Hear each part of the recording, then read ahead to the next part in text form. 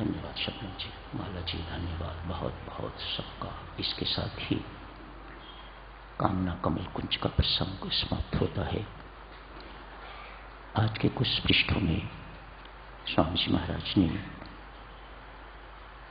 इतना ही कहा है, मैं स्वयं राम राम जपता रहूं और दूसरों को राम नाम की मुरली या बांसुरी सुनाता रहूं। भक्ति की बांसुरी, राम नाम की मुरली सबके सामने बजाता रहूं। राम राम जपो जैसे मैं जप रहा हूं। आज के इतने पृष्ठों में जो सार है, सारा सार का यही है, जैसे स्वामी जी महाराज फरमाते हैं, जैसे मैं राम राम जपता हूं वैसे आप सब भी राम राम जपते रहा करो। परिस्थितियां नहीं बदलती, परिस्थितियां इनको बदलना भी नहीं, अनुकूल प्रतिकूल आती ही रहेंगी, जाती रहेंगी। दुख आया है तो चला जाएगा, सुख आया है तो वह भी चला जाएगा। सो इनका आना जाना बना रहेगा। इनको बहुत महत्व देने की जरूरत नहीं। महत्व देने की एक चीज को जरूरत है, वह है जैसे मैं राम राम जप रहा हूं वैसे आप सब राम राम जपते रहो। सुंदर बात लिखी स्वामी जी महाराज ने, राम नाम की मुरली भक्ति की बांसुरी सुनाता रहो। मानो प्रेम पूर्वक राम राम जपने के लिए स्वामी जी महाराज हम सबको आज इन कुछ पृष्ठों में प्रेरणा देते रहे हैं। कल की चर्चा सारी सुनो। करूं कर्म हितकार, पाकर तुष्टि सृष्टि को करूं कर्म हितकार। इस पंक्ति पर चर्चा चल रही है। परमेश्वर का दान खाके क्या हो, पाकर तुष्टि सृष्टि को करूं कर्म हितकार। मुझे आपके द्वारा दिए हुए दान से तुष्टि भी मिले, पुष्टि भी मिले, और मैं तुष्ट पुष्ट होके तो हित कर कर्म करूं। पर हित कर, दूसरों के प्रति जो मेरे कर्म हो हित कर कर्म हो, हितकारी कर्म हो। इसके अंतर्गत कल चर्चा शुरू हुई थी धर्मराज युधिष्ठिर की। कल आपसे अर्ज की थी, पांडु अपने उत्तराधिकारी राजा परीक्षित को राज्य सौंप के स्वर्ग की यात्रा के लिए चल पड़े हैं। कुंती, द्रौपदी, अर्जुन, भीम, नकुल, सहदेव सब साथ हैं। राजा युधिष्ठिर भी एक एक करके गिरते जाते हैं, मरते जाते हैं और अपने अपने स्थान को चलते जाते हैं।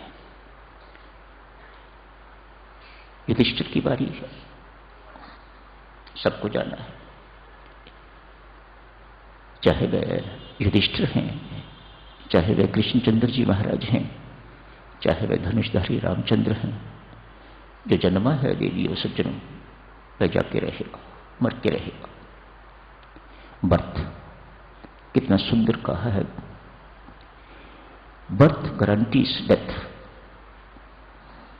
जन्मे हो तो मर के रहोगे, यह नहीं रह सकते आप। थोड़े समय के लिए आए हो, वापस लौटना है। अंश हो तो अंशी के पास लौटना ही जीवन का लक्ष्य। जीवन कहां से शुरू होता है, कहां अंत होता है। अंश बन के आए थे, अंशी के पास चले जाना है। मिट्टी का ढेला लो, आप जोर से, जितनी मर्जी जोर से ऊपर फेंको। जिसका अंश है वह उसे वापस बुलाती है।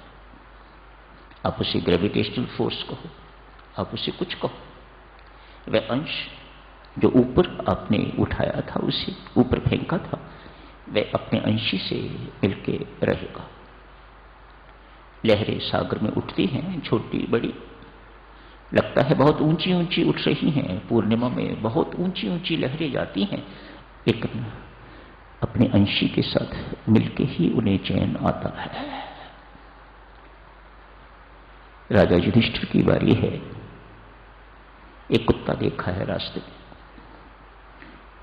बड़ा भारी जख्म है, बू मार रहा है, जख्म में कीड़े पड़े हुए।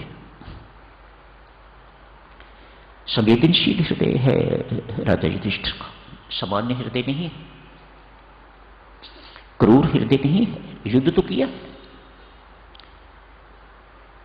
युद्ध में अस्त्र शस्त्र तो राजा युधिष्ठिर ने भी चलाए, लेकिन भीतर से क्रूर नहीं है, दानी है, दूसरों का हित करना चाहता है, दूसरों को सुख पहुंचाना चाहता है। यही करुणावान के चिन्ह है, यही संवेदनशील के चिन्ह है। कुत्ते को देख के तो मन पिघला, हृदय द्रवित हुआ। कुत्ते के पास चले गए, देखा कीड़े पड़े हुए हैं, काफी बड़ा जख्म है, उस जख्म से बू आ रही है।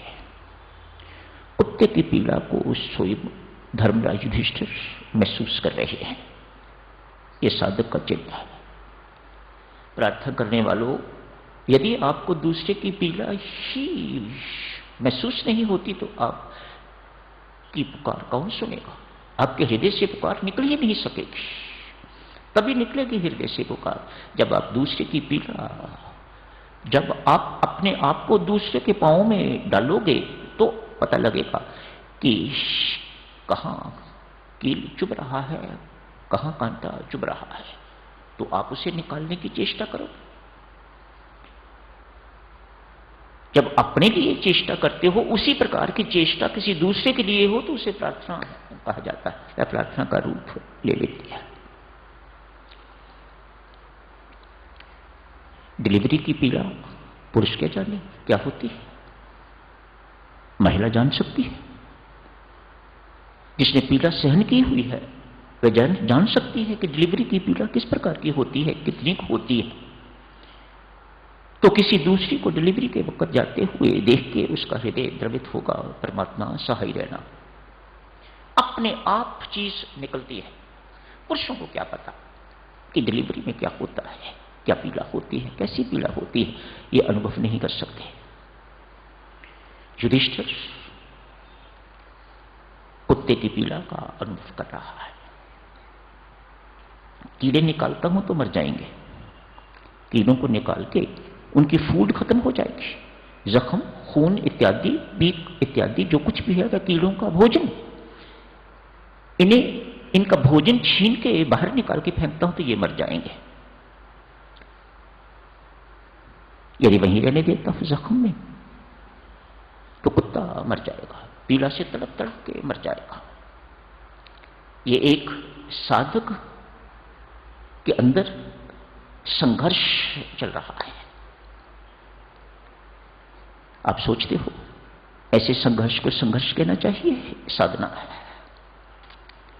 ये संघर्ष नहीं है, ये साधना है, ये उसकी पूजा है, ये परमात्मा का वास्तविक पूजन है। अतएव क्या करता है राजा युधिष्ठिर? अपनी जंगा पर पत्थर मार के तो जख्म करता है। पत्थर पास से लेके अपनी जंगा पर, ये जगह जोर से पत्थर मार के तो यहां जख्म करता है। जख्म करके कुत्ते के जख्म से कीड़े निकाल के तो अपने जख्म में डालता रहता है ताकि वह भूखे न मर जाएं, उन्हें अपनी खुराक मिलती रहे। बेटा, बड़े बनना बहुत कठिन काम है। संसार की दृष्टि में नहीं, संसार की दृष्टि में तो सत्तावान, पद प्रतिष्ठावान बड़ा है। यहां इतिहास के पन्नों में नाम लिखा गया, सो व्हाट, वहां जाके नरक की यातनाएं यदि भुगतनी पड़ती हैं तो ये इतिहास में पन्नों में नाम लिखा जाना कोई महत्वपूर्ण बात नहीं है। बात तो वहां की है जहां जाना है, वहां जाके क्या हालत होती है ये देखना है। तैयारी तो वहां की करनी है, वहां जाके हमारा इस प्रकार का हश्र ना हो कि हमें नरक की यातनाएं जो है वह भुगतनी पड़े। अतएव साधक बहुत फूंक फूंक के पांव रखता है।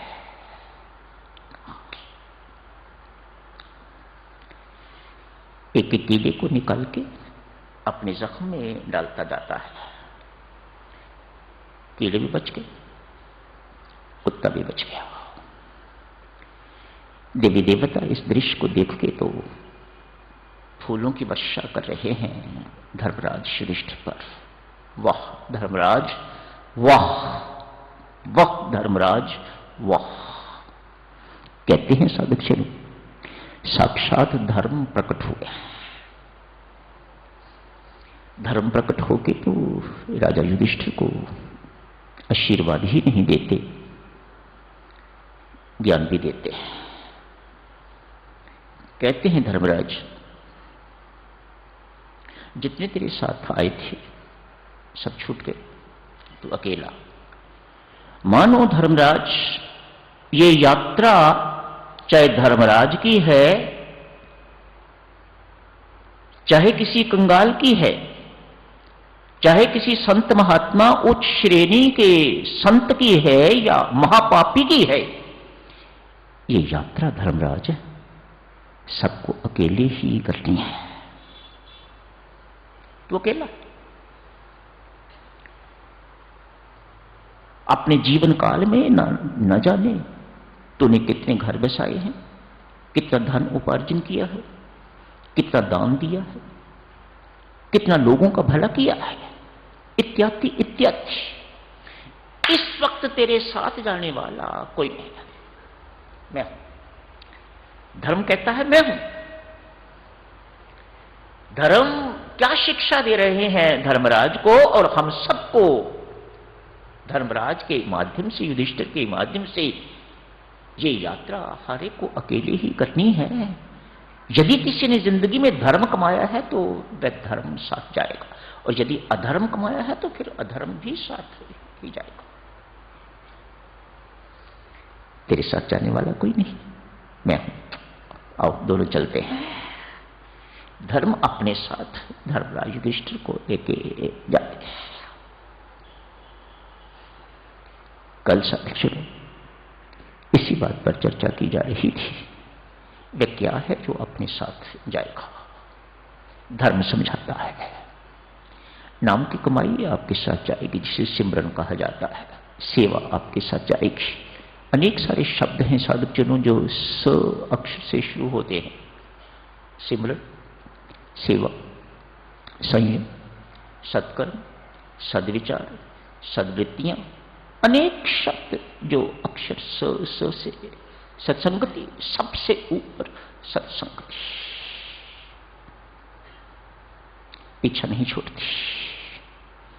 यदि आपने किसी सुगढ़ संत की सत्संगति की है तो वह वहां तक जहां जाना है वहां तक भी आपके साथ जाएगी, वह पीछा नहीं छोड़ती।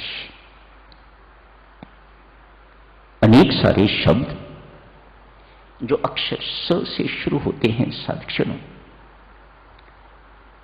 धर्म समझाता है यही साथ जाने वाले हैं, बाकी कुछ नहीं। धन कमाया है आपने, बहुत अच्छी बात की। लाखों की संख्या में, करोड़ों की संख्या में, अरबों की संख्या में, खरबों की संख्या में एक ढेला, एक दंबड़ी इसकी साथ नहीं जाएगी। आप मानते हो ना साधुजनों, है ना आप सबका अनुभव? बुलावा आता है तो सब कुछ जिस जिस बैंक में पड़ा हुआ है वहीं रह जाता है, जिस जिस तिजोरी में पड़ा हुआ है वहीं रह जाता है। ये धन ईमानदारी से कमाया है या बेईमानी के साथ कमाया है, हेरा फेरी के साथ कमाया है, ये ईमानदारी या बेईमानी पीछा नहीं छोड़ेगी, ये साथ जाएगी। तो किस बात पर आपको, किस बात की चिंता आपको होनी चाहिए? धन कमाने की चिंता होनी चाहिए या जिन मीन्स से धन कमाया जाता है उसकी चिंता होनी चाहिए? एक यहीं रह जाने वाला है और एक परमात्मा के दरबार में आपके साथ जाने वाला है। एक को मेरी माताओं बाह्य संपदा कहा जाता है, जो यहीं की यहीं रह जाती है, यहीं टिकी रहती है, उसको कोई माई का लाल आज तक न लेके गया है, ना कोई लेके जाएगा, एक दिन का भी नहीं। उसे बाह्य संपदा कहा जाता है। एक भीतरी संपदा होती है, उसे इकट्ठी करो, उसे कमाओ, फिर उसे संचित करो और फिर उसकी संभाल करो कि उजड़े ना। पहले भीतरी संपदा की कमाई करो। आप तो बाह्य संपदा की कमाई अभी कर रहे हो ना, लगे दिन रात, दौड़ धूप मार धाड़ मची हुई है, बाह्य संपदा इकट्ठी हो रही है, भीतरी संपदा लुट रही है। क्यों? बाह्य संपदा कमाने में बहुत कुछ करना पड़ता है, तो भीतरी संपदा, असली संपदा, वास्तविक संपदा जो है वह उसमें लुट रही है।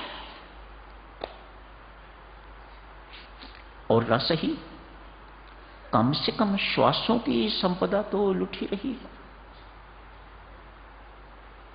वो तिजोरी हो सकता है बढ़ रही हो जिसे लोहे की तिजोरी कहा जाता है या मेटल की तिजोरी कहा जाता है, वह तिजोरी में तो वृद्धि हो रही है, लेकिन श्वासों की तिजोरी तो नित्य प्रति घटती जा रही है, घटती जा रही है। श्वास तो उतने ही लेने हैं ना जितने लिख के आए हुए हो, जितने लिखवा के आए हुए हो। एक श्वास अधिक, वह संपदा घटती जा रही है।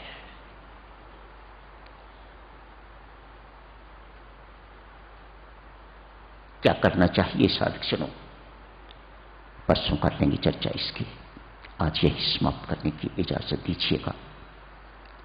याद करते करते जाना, भीतरी संपदा कमानी है, अर्जित करनी है।